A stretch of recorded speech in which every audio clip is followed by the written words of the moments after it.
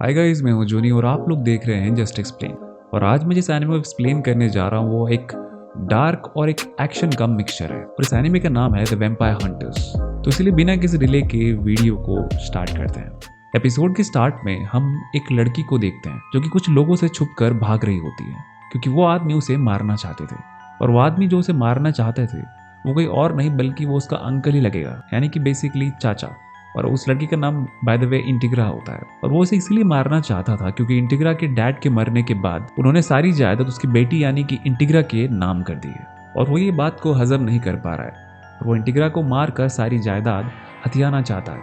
और इंटीग्रा भागकर उनके मेंशन के बेसमेंट में चली जाती है, जिसके बारे में उसके डैड ने उसे बताया था कि अगर कभी भी तुम्हारी जान पर खतरा आ जाए या फिर कोई तुम्हें मारना चाहे तो बेसमेंट की ओर चले जाना और उस तहखाने में कुछ ऐसा है जो तुम्हारी हिफाजत करेगा। और इंटीग्रा उस तहखाने में पहुंच जाती है और वहां पर वो देखती है कि एक लाश पड़ी हुई होती है और तभी वहां पर इंटीग्रा के अंकल पहुंच जाते हैं और वो इंटीग्रा को शूट कर देते हैं कि तुम्हें मुझसे अब कोई नहीं बचा सकता। और वो उसे मारने ही वाला होता है कि तभी सभी को एक अजीब सी आवाज सुनाई देती है और जब वो लोग देखते हैं तो उन्हें पता चलता है कि वो डेड बॉडी अपनी जीभ से इंटीग्रा के ब्लड को चाट रहा होता है। और ये मंजर देखकर वो सभी लोग डर जाते हैं, जिसके बाद वो डेड बॉडी खुद को आजाद कर लेता है और वो अपनी बॉडी को पूरी तरीके से रिकवर भी कर लेता है। इसके बाद की ये सीन यहीं पर खत्म हो जाता है। हम एक दूसरा सीन देखते हैं जिसमें हमें एक गांव दिखाया जाता है जहां पर कुछ पुलिस वाले एक चर्च के अंदर घुसने की कोशिश कर रहे होते हैं क्योंकि उन्हें वहां पर खबर मिली थी कि किसी मर्डरर के होने की। और जब वो उस चर्च में एंटर करते हैं तो वो एक आदमी को देखते हैं जो कि एक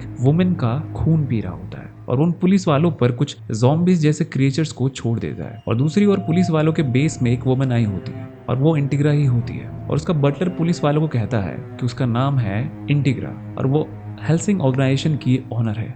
बेसिकली उसने उसका नाम कुछ तो और बताया था बट मुझसे वो प्रोनाउंस ही नहीं हुआ वो नेम, तो खैर मैं उसे इंटीग्रा ही बुलाऊंगा। और उन पुलिस वालों को बताती है कि वो जो ज़ॉम्बीज जैसे मॉन्स्टर्स हैं एक्चुअल में वो गूल्स हैं और एक आदमी गूल तब बनता है जब एक वैम्पायर उसे काट लेता है। और तुम लोग यहाँ पर सोच रहे होगे कि वैम्पायर्स अगर किसी को काटता है तो वैम्पायर बनता है ना, फिर गूल कैसे? वेल, उसका एक्सप्लेनेशन ये है कि अगर जिस इंसान को वैम्पायर ने काटा है अगर वो वर्जिन हुआ तो वो वैम्पायर बन जाता है और अगर नहीं हुआ तो फिर गूल बन जाता है। तो कमेंट में लिख देना कि कौन कौन लोग वर्जिन है तुम में से। वेल, इसकी एक और कंडीशन है कि अगर तुम्हें वैम्पायर बनना है तो जो वैम्पायर तुम्हें काटेगा वो तुम्हारे अपोजिट जेंडर का होना चाहिए, यानी कि अगर तुम एक मैन हो तो तुम्हें अगर वैम्पायर बनना है तो किसी फीमेल वैम्पायर को तुम्हें काटना पड़ेगा एंड वाइस वर्सा। और वो पुलिस वाले उनके बातों पर यकीन नहीं करते। इंटीग्रा उन्हें कहती है कि हेल्सिंग फैमिली ये काम दशकों से करती आ रही है और हम एक सीक्रेट ऑर्गेनाइजेशन है जो कि वैम्पायर्स या फिर इसी तरीके के सुपर नेचुरल क्रिएचर्स को ठिकाने लगाने का काम करते हैं, जिससे कि इंग्लैंड और यहाँ के चर्चेस को खतरा है। और वो कहती है कि तुम्हें फिक्र करने की जरूरत नहीं है क्योंकि हमने आदमी भेज दिया है उस वैम्पायर को ठिकाने लगाने के लिए, जिसकी वजह से ये सब हो रहा है। और उस आदमी को मारते ही, यानी कि उस वैम्पायर को मारते ही सारे गूल्स अटैक करना बंद कर देंगे। पुलिस वालों के पूछने पर उन्हें बताती है कि उसने अपने जिस बंदे को भेजा है वो खुद एक वैम्पायर है, पर वो कोई एरा गहरा नहीं बल्कि टॉप वैम्पायर्स में भी जो सुप्रीम वैम्पायर है वो उनमें से एक है। और सीन चेंज होता है और हम लोग देखते हैं कि वो पुलिस वाली लड़की उन गूल से बचने की कोशिश कर रही होती है पर उसे चारों ओर से घेर लेते हैं और वैम्पायर आकर उस लड़की को पकड़ लेता है और वो कहता है कि वो उसके साथ पहले वो सब करेगा जो कि एक विलन किसी भी एक अच्छी लड़की के साथ करता है, मतलब तुम लोग समझ गए, और फिर वो उसे एक वैम्पायर बना देगा। पर उसे ये कैसे पता चला कि वो एक वर्जिन है?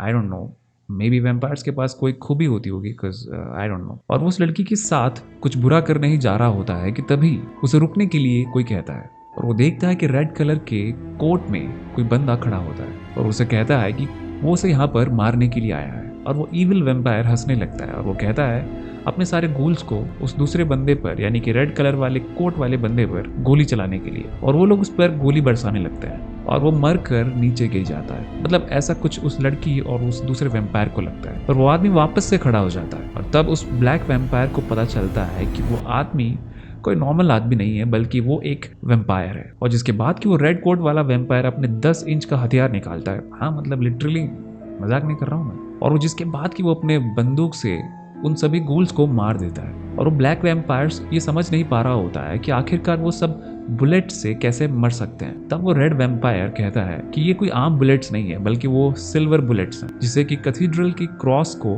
पिघला कर बनाया गया है और ये किसी को भी ठिकाने लगा सकते हैं, चाहे वो वैम्पायर क्यों ना हो। इसके बाद कि वो वैम्पायर उस लड़की को अपने कब्जे में ले लेता है और वो उसे कहता है कि वो उस लड़की को मार देगा अगर उसने उसे मारने को ट्राई किया। जिस पर कि वो रेड वाला वैम्पायर पुलिस गर्ल को पूछता है कि क्या वो वर्जिन है, जिस पर कि वो लड़की कहती है शर्माते हुए कि हाँ वो एक वर्जिन है। मतलब यहाँ से हमें समझ में आ गया कि दे डोंट नो एग्जैक्टली। और उसके बाद वो उस लड़की पर गोली चला देता है और वो गोली उस वैम्पायर को भी जा लगती है और जिसके बाद कि वो उस ब्लैक वैम्पायर को मार देता है। और उस ब्लैक वैम्पायर को पूछने पर वो बताता है कि उसका नाम एलुकार्ड है। इसके बाद कि वो उस लड़की को पूछता है कि क्या वो जीना चाहती है और जिसके बाद कि जब वो उस लड़की की आंखें खुलती है वो देखती है कि उसके घाव ठीक हो चुके हैं और तभी वहां पर उसके पास एलुकार्ड बैठा होता है और वो उसे कहता है कि तुम ड्रैकुलाइन बन चुकी हो, या फिर कहूँ तो एक फीमेल वैम्पायर। और ये बात सुनकर वो पुलिस गर्ल काफी चौंक जाती है और काफी डर भी जाती है। जिसके बाद कि वहां पर इंटीग्रा आ जाती है अपने बटलर के साथ और वो उसे कहती है कि वो अभी हेल्सिंग ऑर्गेनाइजेशन में है और उसी के साथ वो उसे बताती है कि उसके टीम में मॉन्स्टर्स हैं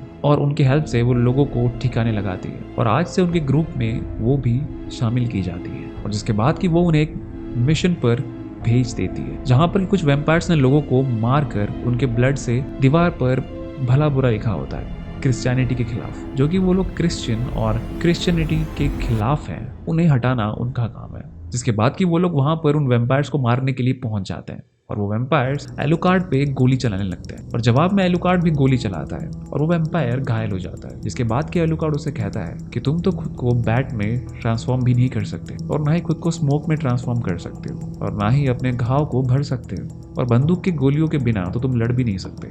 तुम्हें तो खुद को वैम्पायर बोलने में शर्म आनी चाहिए। और जिसके बाद कि उस लड़के को मार देता है और वहीं दूसरी ओर एलुकार्ड पुलिस गर्ल को उसके साथी को मारने के लिए कहता है जो कि काफी दूर भाग चुकी होती है। और वो पुलिस गर्ल कहती है कि वो इतने अंधेरे में इतना दूर तक शॉट नहीं लगा सकती और एलुकार्ड उसे कहता है कि वो सब तुम्हारे लिए प्रॉब्लम तब होता अगर तुम एक इंसान होती, पर अब तुम कोई इंसान नहीं हो। और जिसके बाद कि वो अपने वैम्पायर पावर्स को यूज करने के लिए ट्राई करती है। जिसके बाद कि उसे सब कुछ साफ साफ दिखाई देने लगता है और वो अपना शॉट लेती है और गोली जाकर सीधे उस वैम्पायर के दिल में लगती है और वहीं पर मर जाती है। और अपना पहला मिशन पूरा होने के बाद विक्टोरिया को थोड़ी सी राहत मिलती है और हाँ उस लड़की यानी कि पुलिस गर्ल का नाम विक्टोरिया होता है। और जिसके बाद कि हम लोग इंटीग्रा को देखते हैं और वो वैम्पायर के केसेस को स्टडी कर रही होती है और उसे मालूम पड़ता है कि पिछले कुछ टाइम में कई सारे वैम्पायर्स अटैक हुए हैं, पर अटैक की वजह समझ नहीं आ रही है क्योंकि सारे अटैक्स रैंडम लग रहे हैं और ऐसा लग रहा होता है जैसे कि कोई इन वैम्पायर्स से जानबूझकर ये सब करवा रहा है। सीन चेंज होता है और हम लोग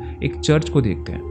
वहां पर हम एक फादर को देखते हैं जिनका नाम की एंडरसन होता है और उनसे मिलने के लिए एक सीनियर फादर आए होते हैं और वो एंडरसन को कहते हैं कि कुछ ही टाइम में वैम्पायर्स के हमले काफी बढ़ गए हैं, पर हेल्सिंग ऑर्गेनाइजेशन ने वैसे तो सिचुएशन को काफी अच्छी तरीके से संभाल रखा है, पर हमें जल्द ही कुछ करना होगा वरना ऐसा लगेगा कि चर्च अपने लोगों को बचाने के लिए कुछ भी नहीं कर रहा है। और जिसके बाद कि वो एंडरसन को उसका नेक्स्ट मिशन देता है जो कि आयरलैंड में होता है और ठीक वही मिशन हेल्सिंग को भी असाइन किया गया होता है। और हम लोग देखते हैं कि आयरलैंड के उस स्पॉट पर एलुकार्ड उन गोल्स को अपने गोली से भून रहा होता है और विक्टोरिया भी धीरे धीरे इन सब चीजों की आदी हो रही होती है क्योंकि वो एक एक करके उन सभी गोल्स को मार गिराती है और वो भी उनके बुलेट्स को डॉज करते हुए। और जैसे ही वो अपने हाथ पर लगे ब्लड को जवान लगाने की कोशिश करती है कि तभी एक खंजर सीधे उसे गले में आ लगता है और उसके बाद कई सारे खंजर उसे आ लगते हैं और एलुकार्ड उन खंजर को देखकर समझ जाता है कि ये कोई मामूली खंजर नहीं है और साथ ही उस जगह को भी वो कई सारे होली स्क्रिप्चर से सील कर देता है। और ये सब जिसने किया होता है वो कोई और नहीं बल्कि फादर एंडरसन ही होता है। और जब दूसरी ओर इंटीग्रा को यह बात मालूम पड़ती है कि एंडरसन वहां पर है तो वो जल्द ही उस मिशन के साइट पर जाने के लिए निकल पड़ती है। और बाद में हमें बटलर से ये मालूम पड़ता है कि किसी को भी नहीं पता है कि एंडरसन का असली नाम क्या है और ना ही किसी को ये पता है कि वो कहाँ से आया है। पर एक बात जो कि उसके बारे में पुख्ता है और वो ये है कि वो मॉन्स्टर्स को मारने में एक्सपर्ट है और वो वैटिकन ऑर्गेनाइजेशन का ट्रम्प कार्ड है। जैसे कि एलुकार्ड हेल्सिंग ऑर्गेनाइजेशन का ट्रम्प कार्ड है उसी तरीके से।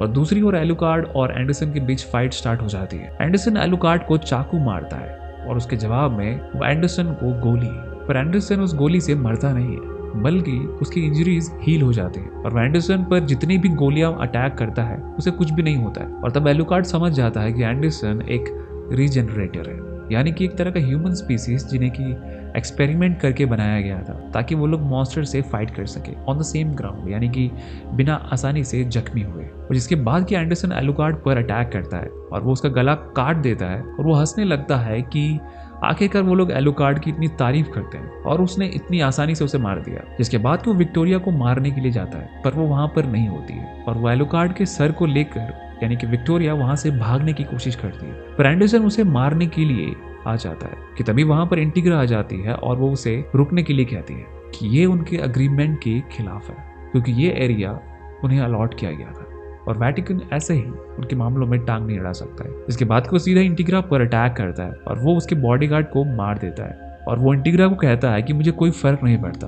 क्योंकि मैंने तुम्हारे वेम्पायर का गला काट कर उसे मार दिया है। जिस पर कि इंटीग्रा उस पर हंसती है और उसे कहती है कि वो कोई आम वेम्पायर नहीं है जिसका कि गला काट के या फिर उसके सीने में खंजर घोंप के तुम उसे मार दोगे। वो वेम्पायर्स के भी सुप्रीम कैटेगरी का वेम्पायर है।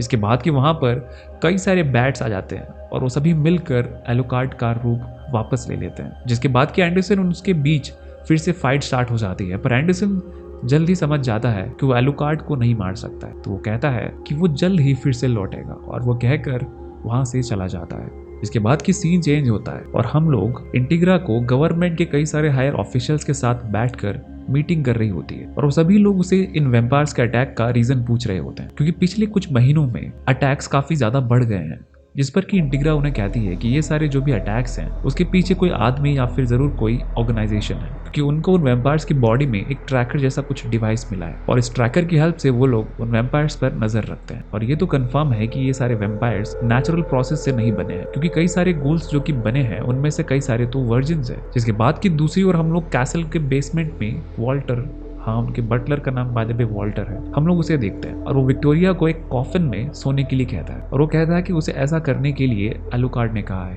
क्योंकि जब से वो एक वेम्पायर बनी है उसने खून की एक बूंद तक भी उसने नहीं चखा है और इसीलिए उसे इस कॉफिन में सोना चाहिए, वरना वो और भी वीक होती जाएगी। और जिसके बाद कि एलुकार्ड वहां पर आ जाता है और वॉल्टर उसे एक नई बंदूक देता है जो उसकी पिछली बंदूक से कई गुना बेहतर होती है और वो कहता है कि वो इससे एंडरसन को भी मार सकता है, क्योंकि ये बुलेट्स ब्लास्ट होती है। और विक्टोरिया को एलुकार्ड की नई बंदूक काफी कूल लगती है और उसी के साथ वो विक्टोरिया को भी उसका नया वेपन देता है, पर उसे कुछ खास पसंद नहीं आता है। और कैसल के बाहर हम लोग दो बंदों को देखते हैं जो कि एक दूसरे के भाई होते हैं और मुझे कैसे पता है, बिकॉज वो लोग एक दूसरे को भाई बोल रहे होते हैं, तो वहां से मुझे पता है। और वो लोग मैंशन के गेट के आगे आ जाते हैं और जिसके बाद कि उन गार्ड्स को बंदूक से छल्ली कर देते हैं और वो छोटा वाला भाई उसके बड़े भाई को कहता है कि हमारे ये सोल्जर्स एक नंबर के बेवकूफ है, मैंने तो पहले से कहा था। जिस पर कि उसका भाई उसे कहता है कि तुम्हें उनके बारे में इतना सोचने की जरूरत नहीं है, हम बस उनका यूज कर रहे हैं जैसे कि वो हमारा यूज कर रहा है। और हमें यहाँ पर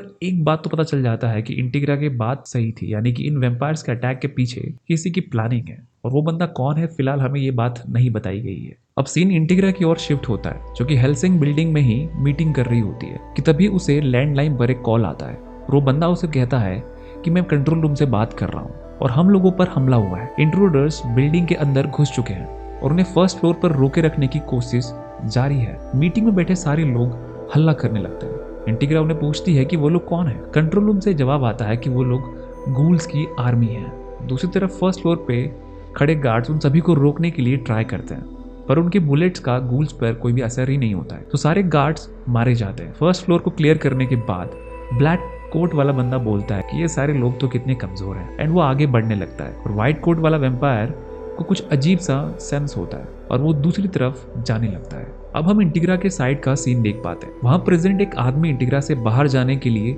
हेलीकॉप्टर के बारे में पूछता है, तभी हम एक एक्सप्लोजन सुनाई पड़ता है, जिसके बाद की कंट्रोल रूम इन्फॉर्म करता है कि हेलीकॉप्टर को डिस्ट्रॉय कर दिया गया है। तभी इंटीग्रा कहती है कि ये कोई आम अटैक नहीं है, इन लोगों को पता है कि आज हमारे यहाँ मैंशन में मीटिंग होने वाली और देखो इसीलिए ये हमारे सारे मूव्स को गैस कर पा रहे हैं। तभी कंट्रोल रूम से एक बंदा कहता है कि हम इन लोगों को ज्यादा देर तक नहीं रोक पाएंगे और ये सभी लोग जल्द ही मीटिंग रूम तक पहुंच जाएंगे। और इसी के साथ उस बंदे की ओर से चिल्लाने की आवाज आती है। तभी वो ब्लैक कोट वाला वेम्पायर उस बंदे को मारते हुए उसके हाथ से फोन छीन लेता है और इंटीग्रा को गाली देते हुए खुद को इंट्रोड्यूस करता है और अपना नाम जैन बताता है। वो आगे इंटीग्रा को थैंक्स भी बोलता है कि उन्हें इतने सारे लोगों को मारने देने के लिए। और हम उसके साथ वहां पर उन गूल्स को भी देख पाते हैं जो कि उन सभी गार्ड्स को खा रहे होते हैं। अब जैन बड़े ही क्रीपी तरीके से उसे बोलता है कि तुम सारे चाहो तो खुदकुशी कर सकते हो या फिर हमारे हाथों से भी मारे जा सकते हो, चॉइस तुम्हारी है। और इतना कहने के बाद वो फोन कट कर देता है। तभी वहां पर मीटिंग में बैठे हुए आदमी इंटीग्रा के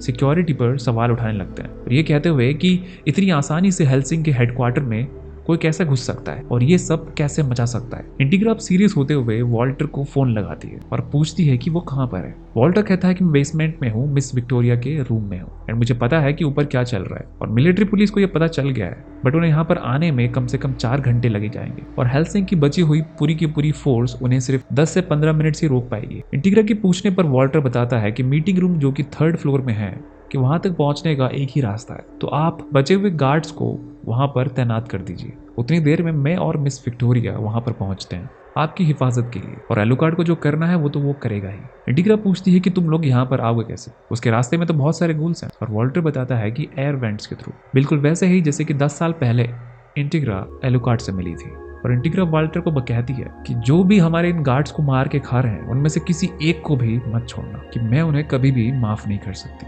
वॉल्टर बड़े स्टाइल के साथ कहता है कि जैसा आपका है और वॉल्टर को इस तरीके से देखकर एलुकार्ड उसे द एंजल ऑफ डेथ कहता है एंड हाइप अप होते हुए वो पूछता है कि क्या आज वो पुराने वाले वॉल्टर को दोबारा फॉर्म में आते हुए देखने वाला है। एलुकार्ड के मुंह से वॉल्टर की तारीफ सुनते हुए शॉक हो जाती है और उसके पूछने पर एलुकार्ड उसे बताता है कि वो अभी बहुत जल्द ही कुछ भयानक फिटनेस करने वाली है। अब हम कुछ देर बाद का सीन देख पाते हैं जिसमें कि वो व्हाइट कोट वाला वेम्पायर एक पेंटिंग को बड़े ही ध्यान से देख रहा होता है और अचानक से उस पेंटिंग से बड़े बड़े ब्लेड्स निकल के आ जाते हैं और उसको लग भी जाते हैं। बाहर खड़े हुए गार्ड्स के जाकर उसे चेक करने पर उन्हें मालूम पड़ता है कि वो ब्लेड्स उसे नहीं लगे होते हैं बल्कि उसकी कोट में लगे थे। तभी वो वेम्पायर बड़ी ही तेजी से वहां पर आता है और एक ही अटैक में सभी को मार देता है। फिर उसके पास जैन यानी कि ब्लैक कोट वाला वेम्पायर का कॉल आता है जो कि उसे उसका बड़ा भाई बोल के बुलाता है। वो कहता है कि उन लोगों ने 2nd फ्लोर को भी क्लियर कर दिया है और वो सब अब 3rd फ्लोर की मीटिंग रूम की तरफ बढ़ रहे हैं। और वो व्हाइट कोट वाला वेम्पायर उसे सब कुछ प्लान के हिसाब से करने के लिए बोलकर बताता है कि वो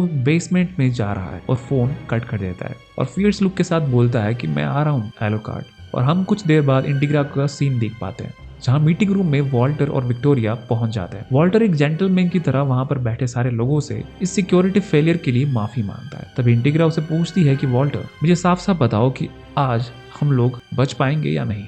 वॉल्टर बोलता है कि बड़ी ही आसानी से, वैसे तो जो अटैक आपके फादर के टाइम हुए थे उसके मुकाबले ये तो कुछ भी नहीं है। एक बड़ी ही डरावनी स्माइल के साथ वॉल्टर बोलता है कि हम उन्हें दिखाएंगे कि हेल्सिंग क्या चीज है, जैसे कि आपने मुझे ऑर्डर दिया है आज यहाँ से कोई भी दुश्मन बाहर वापस नहीं जाएगा। और ये बात वॉल्टर अपने वेपन्स जो कि स्ट्रिंग्स जैसे होते हैं उन्हें निकाल कर बोल रहा होता है। अब हम बेसमेंट का सीन देख पाते हैं जहाँ पर कि वो व्हाइट कोट वाला वेम्पायर पहुंच चुका होता है एंड एलुकार्ड की खतरनाक ऑरा को सेंस कर पाते हुए कहता है कि तुम्हें छुपने की जरूरत नहीं है, मैं तुम्हारे इस भयानक से ऑरा को सेंस कर सकता हूँ। एलुकार्ड कहता है कि जैसे मैं तो छुपा हुआ हूँ। एलुकार्ड बड़े ही आराम से एक शाही चेयर पर बैठा हुआ होता है। ये देखकर वो एलुकार्ड के पास आता है और अपना नाम यानी कि लूक वैलेंटाइन बताते हुए कहता है कि वो यहाँ एलुकार्ड की मौत बंद कर आया है। जैन वहां दूसरी ओर मीटिंग रूम के बाहर पूरी गूल्स की आर्मी को लेकर पहुंच जाता है। इंटीग्रा को डेथ थ्रेट्स दे रहा होता है कि तभी वहां पर वॉल्टर अकेले पहुंच जाता है अपने पूरी स्ट्रिंग्स की हेल्प से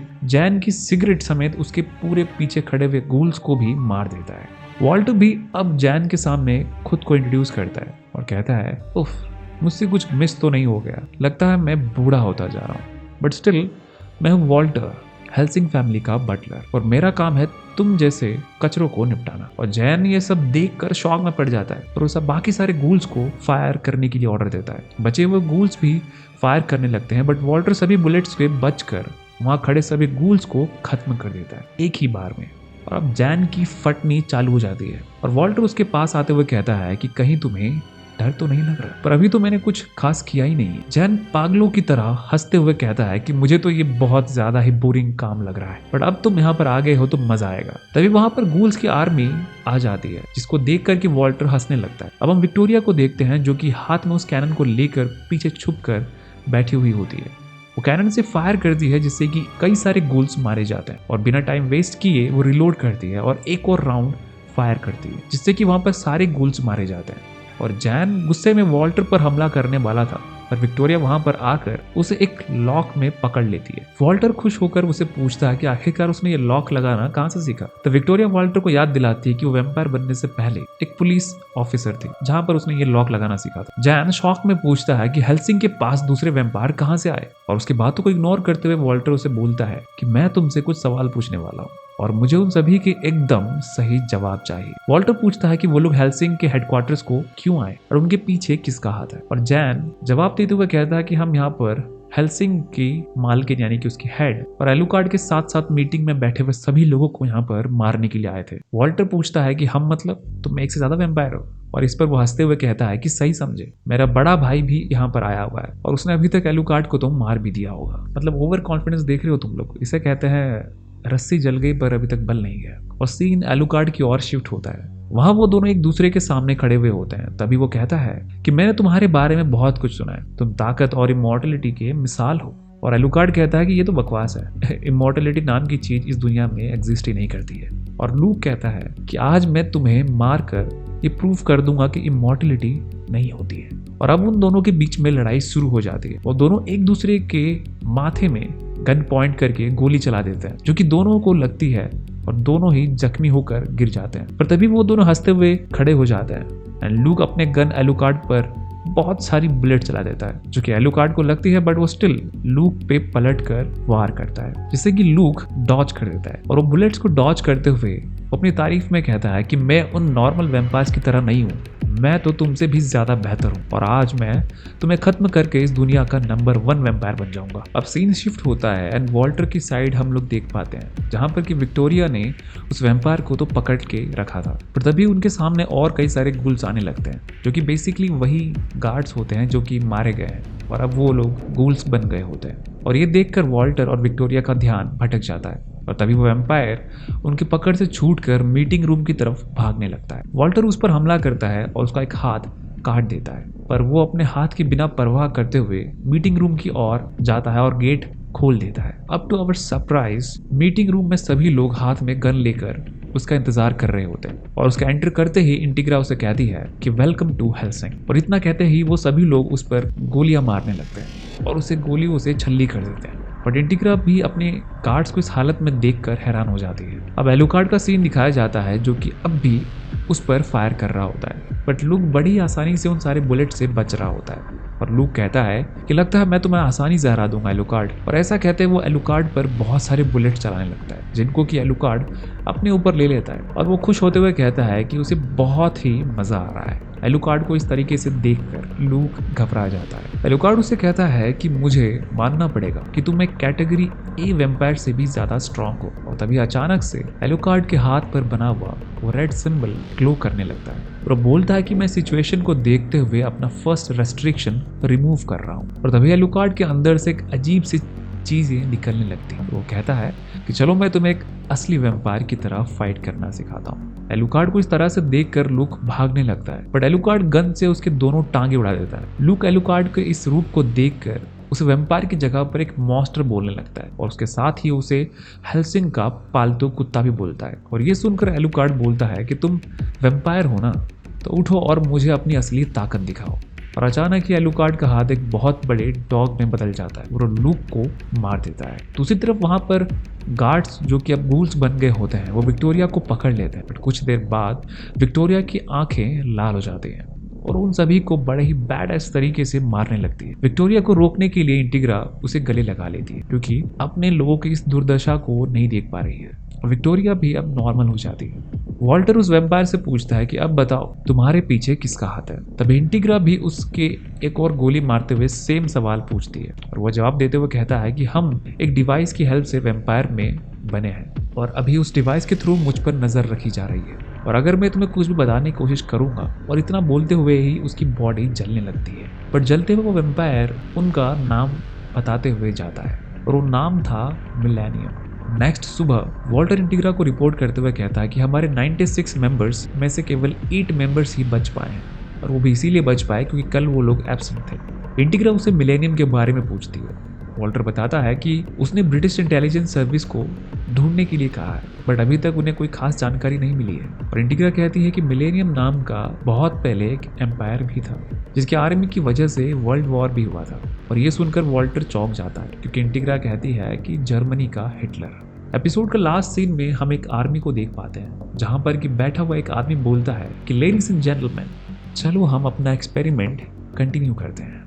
और इसी के साथ ये एपिसोड यहीं पर खत्म हो जाता है। अगर आपको इस वीडियो अच्छा लगा और आपको मेरा एक्सप्लेनेशन अच्छा लगा तो please subscribe to the just explain, and इस तरह के वीडियोस हम लोग लेकर आते रहते हैं। So stay tune for that, और प्लीज कमेंट जरूर करते हुए जाना और शेयर भी कर देना। Okay, see you in the next video. तब तक के लिए बाय बाय।